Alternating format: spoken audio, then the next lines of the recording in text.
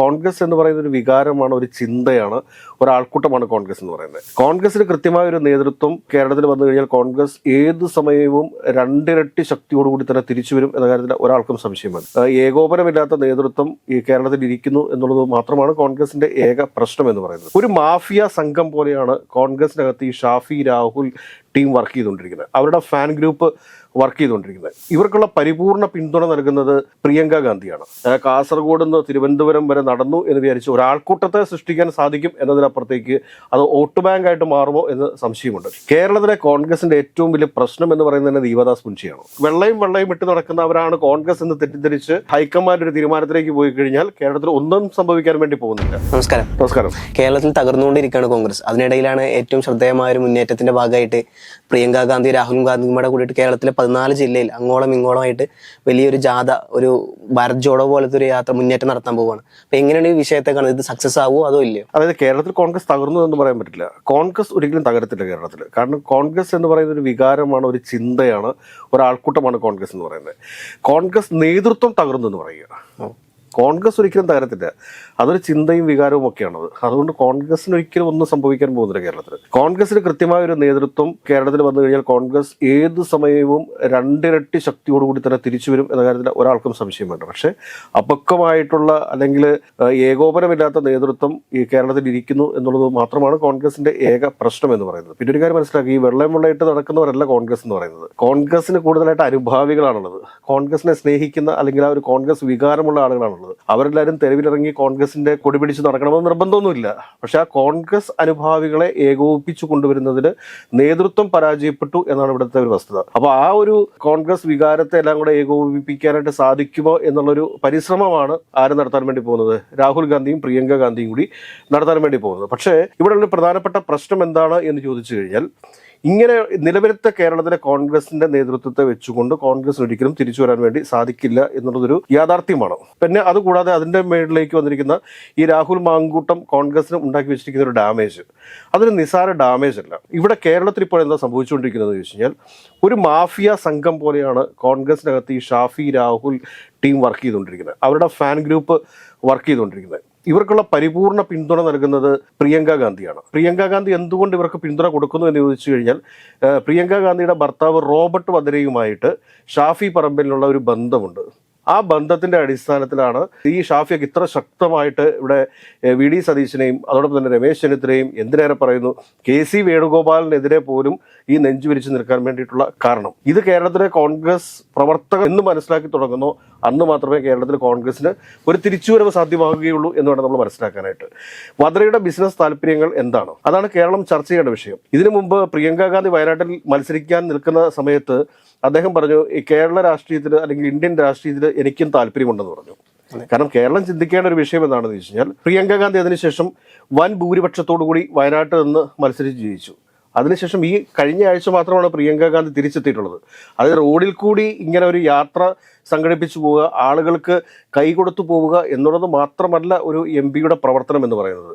കാരണം ഏതെങ്കിലുമൊക്കെ ഒരു സമയത്ത് വന്നു പോവുക, അത് ടൂർ വന്നു പോകുന്ന പോലെ ദേശാടന പക്ഷികളെ പോലെ വന്നും പോയി ഇരുന്നിട്ട് കാര്യമില്ല. വയനാടിനെ സംബന്ധിച്ച് വയനാടിനൊരു സ്ഥിരം എം.പി വേണം. അവിടെ ഒരു എം.പി ഓഫീസ് വെച്ചു എന്ന് പറഞ്ഞിട്ട് കാര്യമില്ല. അവിടുത്തെ ഒരു എം.പിയുടെ പ്രസൻസ് ഉണ്ടാവണം. ആ പ്രസൻസ് നൽകാനായിട്ട് പ്രിയങ്ക ഗാന്ധിക്ക് സാധിച്ചിട്ടില്ല. പിന്നെ രാഹുൽ ഗാന്ധി അല്ല ഒരിക്കലും പ്രിയങ്ക ഗാന്ധി. പക്ഷേ പ്രിയങ്ക ഗാന്ധിയുടെ സ്വാധീനം രാഹുൽ ഗാന്ധിക്ക് മേൽ ഉണ്ട്. അതുതന്നെയാണ് പല സംസ്ഥാനങ്ങളിലും പ്രശ്നങ്ങൾ ഉണ്ടാകാനായിട്ടുള്ള സാഹചര്യങ്ങളും. അതുകൊണ്ട് എനിക്ക് തോന്നുന്നില്ല പ്രിയങ്ക ഗാന്ധിയും രാഹുൽ ഗാന്ധിയും കൂടി കാസർഗോഡ് നിന്ന് തിരുവനന്തപുരം വരെ നടന്നു എന്ന് വിചാരിച്ച് ഒരാൾക്കൂട്ടത്തെ സൃഷ്ടിക്കാൻ സാധിക്കും എന്നതിനപ്പുറത്തേക്ക് അത് വോട്ട് ബാങ്ക് ആയിട്ട് മാറുമോ എന്ന് സംശയമുണ്ട്. അതിന് കാരണം ഇതാണ്, ഇത്രയും ദിവസമായിട്ടും ഷാഫിയുടെ സമ്മതമില്ല എന്നുള്ള ഒറ്റ കാരണം കൊണ്ടാണ് യൂത്ത് കോൺഗ്രസിന് പുതിയൊരു സംസ്ഥാന പ്രസിഡന്റ് വരാതിരിക്കുന്നത്.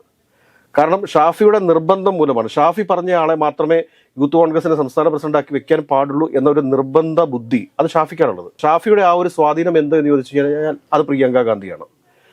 അപ്പോൾ നമ്മൾ മനസ്സിലാക്കേണ്ടത് പ്രിയങ്ക ഗാന്ധി കേരളത്തിലെ ഗ്രൂപ്പ് രാഷ്ട്രീയത്തിന്റെ ഭാഗമായിട്ട് മാറുന്നു എന്നുള്ളതാണ്. അങ്ങനെ വരുമ്പോഴത്തേക്ക് പ്രിയങ്ക ഗാന്ധിയോട് കേരളത്തിലെ കോൺഗ്രസ്സുകാർ എങ്ങനെ പ്രതികരിക്കും എന്നുള്ളതിനെക്കുറിച്ച് ചിന്തിക്കേണ്ടതുണ്ട്. കാരണം പ്രിയങ്ക ഗാന്ധിയോടും രാഹുൽ ഗാന്ധിയോടും ഒക്കെ ഏറെ സ്നേഹമാണ് കേരളത്തിന്. രാഹുൽ ഗാന്ധിയോട് അതിലേറെ സ്നേഹമാണ് അദ്ദേഹം നടത്തുന്ന ഓരോ പോരാട്ടങ്ങളെയും വളരെ ഗൗരവത്തോടു കൂടിയാണ് കേരളം ചർച്ച ചെയ്തിട്ടുള്ളത്. അദ്ദേഹം ഉയർത്തിക്കൊണ്ട് വന്നിട്ടുള്ള വോട്ട് ചോറി വിവാദം, അത് വിവാദമല്ല, ഒരു ആരോപണം മാത്രമല്ല, അതൊരു സത്യമാണ്. അതിനെ മലയാളികൾ ഐക്യകണ്ഠേന പിന്തുണയ്ക്കുന്നുണ്ട്. എങ്കിലും പ്രിയങ്ക ഗാന്ധി രാഹുൽ ഗാന്ധിയുടെ മേൽ ചുമത്തുന്ന സ്വാധീനം, പ്രിയങ്കയ്ക്ക് മേൽ റോബർട്ട് വദ്രയ്ക്കുള്ള സ്വാധീനം, അത് നമ്മൾ കാണാതെ പോകരുത്. ഇപ്പൊ ആന്റോ ആന്റണി KPCC പ്രസിഡന്റായിട്ട് വരുന്ന ഒരു സാഹചര്യം കേരളത്തിൽ സംജാതമായനെ. അതെന്തുകൊണ്ടാണ്? ആന്റോ ആന്റണിയുടെ പ്രവർത്തന മികവ് കൊണ്ടാണോ? അല്ല, മറിച്ച് വദ്രയുമായിട്ടുള്ള ഒരു അടുത്ത ബന്ധത്തിന്റെ ഭാഗമായിട്ടാണ്.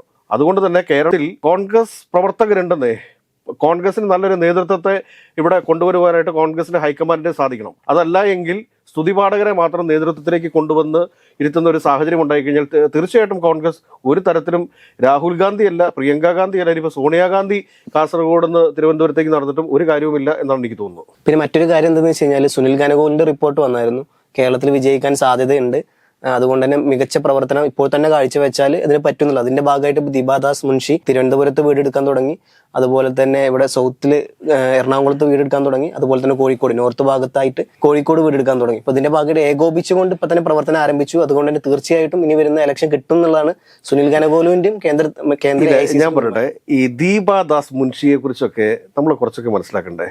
കേരളത്തിലെ കോൺഗ്രസിന്റെ ഏറ്റവും വലിയ പ്രശ്നം എന്ന് പറയുന്നത് തന്നെ ദീപാദാസ് മുൻഷിയാണ്. കേരള രാഷ്ട്രീയത്തെക്കുറിച്ച് ദീപാദാസ് മുൻഷിക്ക് ഒരു ചുക്കും അറിയാൻ പാടില്ല. കേരളത്തിലെ കോൺഗ്രസ് രാഷ്ട്രീയത്തെക്കുറിച്ച് ദീപാദാസ് മുൻഷിക്ക് ഒന്നും അറിയത്തില്ല.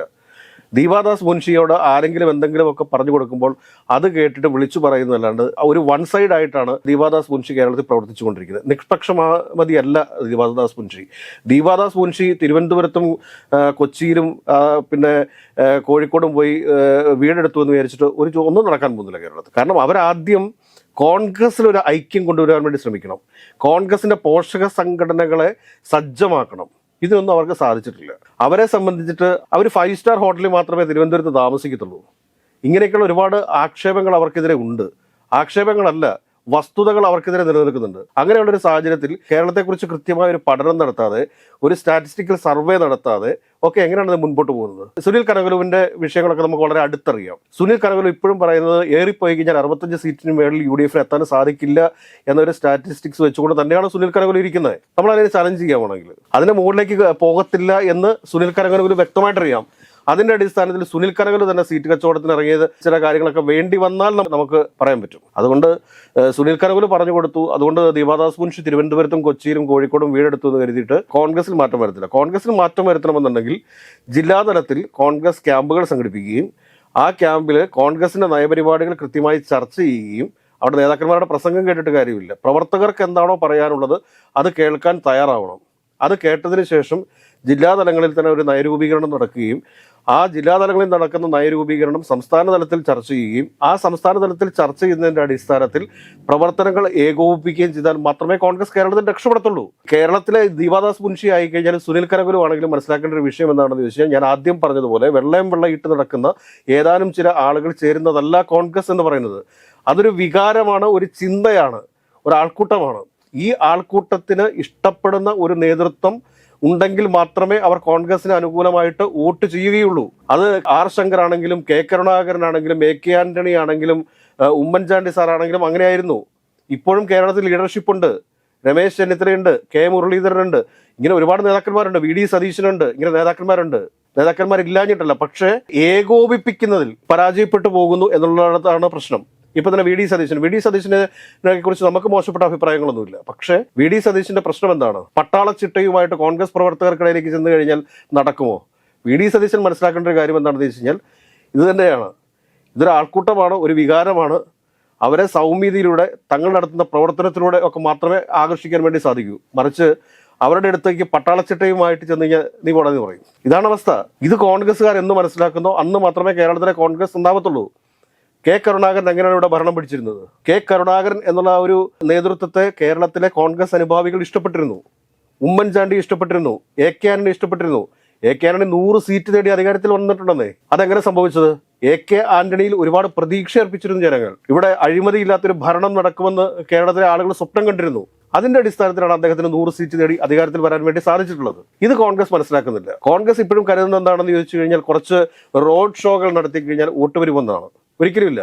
ഒരു കാര്യം ചെയ്യാം, പ്രിയങ്ക ഗാന്ധി കേരളത്തിന്റെ മുഖ്യമന്ത്രിയാകും എന്ന് പറഞ്ഞുകൊണ്ട് ഒരുപക്ഷെ വോട്ട് കിട്ടുമായിരിക്കും. അല്ലെങ്കിൽ രാഹുൽ ഗാന്ധി കേരളത്തിന്റെ മുഖ്യമന്ത്രി ആകുമെന്ന് പറഞ്ഞ് വോട്ട് ചോദിച്ചാൽ വോട്ട് കിട്ടുമായിരിക്കും. അതുപോലെ കെ കരുണാകരനെ പോലെ, ഉമ്മൻചാണ്ടി സാറിനെ പോലെ, AK ആന്റണിയെ പോലെ മുൻപോട്ട് വെക്കാൻ പറ്റുന്ന നേതാക്കന്മാരുണ്ടെങ്കിൽ അവരെ മുൻപോട്ട് വെക്കണം. ആ നേതാക്കന്മാരിൽ ആർക്ക് വിശ്വാസ്യത ഉണ്ടാവണം? ഇവിടുത്തെ മത സാമുദായിക സംഘടനകൾക്കൊക്കെ ഒരു വിശ്വാസം വരണം. കെ കരുണാകരനിലും AK ആന്റണിയിലും ഉമ്മൻചാണ്ടി സാറിനും ഒക്കെ ആ ഒരു വിശ്വാസം ഉണ്ടായിരുന്നതേ. അതുപോലെ വിശ്വാസം ആർജിച്ചെടുക്കുന്ന നേതൃത്വത്തെ കോൺഗ്രസിന്റെ തലപ്പത്തേക്ക് കൊണ്ടുവന്നാൽ മാത്രമേ കോൺഗ്രസ് അധികാരത്തിലെത്തത്തുള്ളൂ. അതല്ലെങ്കിൽ അധികാരം എന്ന് പറയുന്നത് എന്നും ഒരു സ്വപ്നമായിട്ട് ഇവിടെ അവശേഷിക്കും. നിലവിലുള്ള സാഹചര്യത്തിൽ അങ്ങനെ ഒരു ഇമേജ് ഉള്ള ഒരു വ്യക്തി അപ്പോൾ ആരായിരിക്കും കോൺഗ്രസിൽ? കോൺഗ്രസിൽ ഇമേജ് ഉള്ള ഒരുപാട് ആളുകളുണ്ട്. അത് ഈ ശശി തരൂരൊന്നും അല്ല. കാരണം പലരും പറയുന്നത് ശശി തരൂരിനെ കൊണ്ടുവന്നെങ്കിൽ 110-100 സീറ്റ് നേടും എന്നുള്ളത് കാര്യം. ശശി തരൂരിൽ നിന്നും അടിത്തട്ടിൽ ജനങ്ങളുമായി യാതൊരു ബന്ധവുമില്ലാത്ത ആളുകളാണ്. വെറുതെ ഒരു നരേറ്റീവ് സൃഷ്ടിച്ചുകൊണ്ട് കേരളത്തിൽ നിൽക്കുന്ന ആളുകളാണ്. എന്തൊക്കെയോ വലിയ സംഭവമാണെന്ന് സ്വയം വിചാരിക്കുകയും നാട്ടുകാരുടെ മേലെ അടിച്ചേൽപ്പിക്കുകയും ചെയ്യുന്ന ആളുകളാണ്. ഈ ശശി തരൂരിനെയൊക്കെ സംബന്ധിച്ചിട്ടുണ്ടെങ്കിൽ ശശി തരൂരൊക്കെ പരാജയപ്പെട്ടിട്ടുള്ള ഒരു MP യും മന്ത്രിയും ഒക്കെയാണ്. അപ്പൊ അങ്ങനെയുള്ള ഒരാളെന്നും അല്ല മുഖ്യമന്ത്രി സ്ഥാനത്തേക്ക് കൊണ്ടുവരുന്നത്. മുഖ്യമന്ത്രി സ്ഥാനത്തേക്ക് കേരളത്തിൽ നിന്ന് കൊണ്ടുവരാൻ വേണ്ടിയിട്ട് ഒരുപാട് ആളുകളുണ്ട്. ജനം വിശ്വസിക്കണമെങ്കിൽ ഇപ്പോൾ രമേശ് ചെന്നിത്തലയെ ജനങ്ങൾ വിശ്വസിക്കും. K മുരളീധരന്റെ മേൽ ജനങ്ങൾക്ക് വിശ്വാസമുണ്ട്. VD സതീശന് പോയ ഇമേജ് തിരിച്ചു പിടിച്ചു കഴിഞ്ഞാൽ അദ്ദേഹത്തെ ജനങ്ങൾ വിശ്വസിച്ചേക്കാം. പക്ഷെ അപ്പോഴും അവിടെ ഒരു പ്രശ്നം നിൽക്കുന്നുണ്ട്. ആദർശം പറയുകയും കോംപ്രമൈസുകൾക്ക് തയ്യാറാവാതെ ഒരു പട്ടാളച്ചട്ടയുമായിട്ട് നിന്ന് കഴിഞ്ഞാൽ VD സതീശനെ എങ്ങനെ ആളുകൾ വിശ്വസിക്കും എന്നുള്ളതിനെ കുറിച്ച് ചില സംശയങ്ങളുണ്ട്. അപ്പോൾ അതിനകത്ത് ഒരുപക്ഷെ VD സതീശനെ അനുകൂലിക്കുന്ന ആളുകൾ പറഞ്ഞേക്കാം നോ കോംപ്രമൈസ് എന്ന്. അത് K സുധാകരൻ പറഞ്ഞാൽ അത് ജനങ്ങൾ വിശ്വസിക്കും. പക്ഷെ VD സതീശൻ പറഞ്ഞാൽ അത് വിശ്വസിക്കത്തില്ല. അപ്പോൾ അങ്ങനെ വിശ്വാസ്യതയുള്ള നേതാക്കന്മാരെ കോൺഗ്രസിന്റെ തലപ്പത്തേക്ക് കൊണ്ടുവന്ന് അവരെ കാട്ടിയാൽ മാത്രമേ കേരളത്തിൽ കോൺഗ്രസിന്റെ വോട്ട് കിട്ടത്തുള്ളൂ. അതല്ലാതെ ഈ വെള്ളയും ഇട്ട് നടക്കുന്നവരാണ് കോൺഗ്രസ് എന്ന് തെറ്റിദ്ധരിച്ച് ഹൈക്കമാൻഡ് ഒരു തീരുമാനത്തിലേക്ക് പോയി കഴിഞ്ഞാൽ കേരളത്തിൽ ഒന്നും സംഭവിക്കാൻ വേണ്ടി പോകുന്നില്ല. പിന്നെ ഇതിനകത്ത് കോൺഗ്രസ് നേരിടേണ്ടി വരുന്ന ഏറ്റവും വലിയ ഒരു പ്രതിസന്ധിയായിരിക്കും എന്താണെന്ന് ചോദിച്ചു കഴിഞ്ഞാൽ കേരളം ഭദ്ര ഭരിക്കണമോ എന്നൊരു ചോദ്യം ഇടതുപക്ഷം ഉറപ്പായിട്ടും എടുത്തിടും. അതായത് കാസർഗോഡ് നിന്ന് തിരുവനന്തപുരത്തേക്ക് രാഹുൽ ഗാന്ധിയും പ്രിയങ്ക ഗാന്ധിയും കൂടി ജാഥ ആരംഭിക്കുന്നതിന് തൊട്ടടുത്ത ദിവസം തന്നെ ഇവർ പറയാൻ പോകുന്ന അല്ലെങ്കിൽ ആരോപിക്കാൻ പോകുന്ന കാര്യമായിരിക്കും എന്ത്, വാദ്രയ്ക്ക് കേരളം വിട്ടുകൊടുക്കണമോ? റോബർട്ട് വധേര ഒരുപാട് ആരോപണങ്ങൾ നേരിടുന്ന ഒരു വ്യക്തിയാണ്. അതോടൊപ്പം തന്നെ BJPക്ക് സംഭാവന നൽകിയിട്ടുള്ള ഒരു വ്യക്തിയാണ്.